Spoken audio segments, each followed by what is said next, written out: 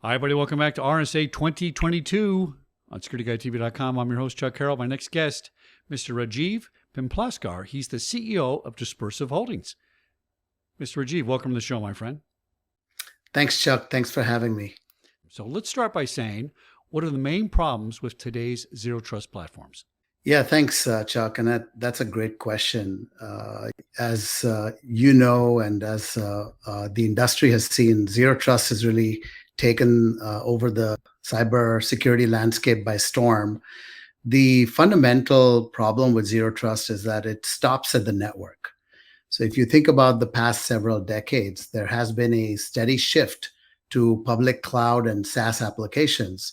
And then COVID-19 happened, which resulted in work from home at a whole another unprecedented level. And that dramatically accelerated the residual movement to public cloud. So effectively, what has happened is that IT has eroded dramatically or completely lost, in some cases, control over the infrastructure. And CISOs and security teams are now in a bit of a difficult position where they have to make a choice. Either embrace a zero trust approach, which occurs at the application level, and it's all about the user access management, least privilege, or stick to a combination of the traditional network security paradigm, which is what has been classified as a castle and moat kind of paradigm. And at this stage, network security has been largely relegated to rely on point-to-point VPNs. So why are VPNs so vulnerable? Because they were the solution years ago. What's the problem with them today? Yeah, no, look, it was a great solution, 29 years ago when VPNs first came out. But we all have to admit that the technology is getting a little bit long in the tooth at this point. There's numerous vulnerabilities. I was reading an article recently about VPN clients that are amongst the top 5 attack vectors for data breaches as well as ransomware incidents. If you think about the underlying technologies, IPsec, as well as TLS and others, the main limitation is that these operate at the session layer of the OSI stack. And that means that the network and the transport layer have already been established before the encryption takes over. And so in a high threat era, you could have an adversary that can essentially in underneath identify interesting data flows and source destination relationships, and then move to intercept them or even disrupt them. In the past, the focus was largely about decryption, right? Which is, as we know, a large combinatoric complex math problem. But today's threat actors are increasingly nation state sponsored. They have the luxury of playing a long game. There's a new term that has come up: steal now, decrypt later. In the next 5 years, this problem is going to get even worse as the war for quantum supremacy comes to a head, which could have disastrous side effects in rendering traditional encryption pretty much useless. I go to these trade shows all the time and I ask somebody, what keeps you up at night? And one guy said, I'm surprised the internet works at all, because it was built on trust first, and then we put things on top of it for security. We did it backwards, right? So you're right. We're at a point where this is all saturated. There's old legacy systems in there. They were good 30 years ago. What is the solution now? Tell me right now what we can do to make this work. Your comment reminded me of sort of the war on drugs, right, where there's never been a time where there are more agents in the field. There's been more precautions taken, and yet the amount of drugs on the street are at an all-time high. And it's the same kind of issue with cybersecurity in some ways. Interestingly, this is a problem that's not too dissimilar to one that the Allies experienced after Second World War. So there's a solution out there that's been around for a very long time, and we, I think, in the communication space, can take from our brethren in the mobile world. So if you think about World War II, the U.S. Navy after that figured out a way to prevent jamming of torpedoes that were being jammed by radio frequencies, and this happened with the invention of spread spectrum technology and RF frequency hopping.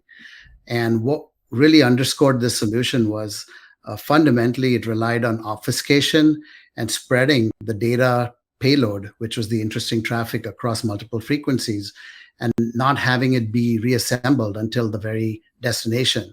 So similar concepts of managed attribution, which is what the term is in the military space, but essentially think of it as identity protection and privacy on the commercial side, spreading the data payload, taking multiple pathways simultaneously, and really not trusting the underlying network be safe is are concepts that have been common in military communications as well as the radio frequency world, and we can adapt some of those same concepts to the cloud as well as to the internet. I remember reading about this, and I think you're onto something here. This is brilliant. My Security Guy TV brain is not quite as big as yours, but it reminds me a little bit of having a Rad 5, server, right? And your network is written on different parts of that different hard drives. So if one hard drive goes down, you don't lose all your data. They spread it around, and that makes perfectly good sense. Now, tell me about Dispersive. I kind of think you might have a little solution for us with your platform. Tell me about it. Yeah, absolutely, Chuck. Thanks for the plug there. And look, those are exactly the kind of problems that we here at Dispersive are trying to solve. Dispersive has some very strong DNA. We were born out of DARPA. DARPA and the team at the time, which comprised of signals intelligence folks as well as satellite communications experts, they were trying to solve problems like nation state, problems like man-in-the-middle attacks, problems like how do you protect sensitive endpoints and soft targets and divert the attack vector to the network where it can be better handled. And so the technology and the product was born out of that. As you can imagine, this kind of capability, we established a pretty strong foothold in the intelligence community, both domestically and overseas. And it's been in use with various, counterintelligence kind of operations. But as we see, unfortunately, and pointed out, new and emerging threats are no longer just federal government's problem; they're everyone's problem.